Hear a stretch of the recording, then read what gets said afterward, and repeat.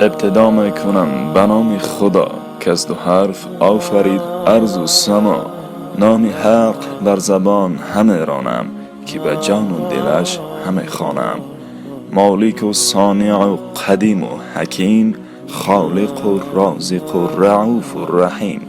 هرچی هست از بلندی و پستی، هم از او یافت صورتی هستی. طاعت اوست فرض عین شده، بر همه خلق همچو دین شده. داد ما را کتاب تا خوانیم، کرد ما را خطاب تا دانیم. هرچی او گفت آن کنیم همه، طاعت او بجان کنیم همه. هرچی او گفت غیر آن کردن، نیست سود بجز زیان کردن.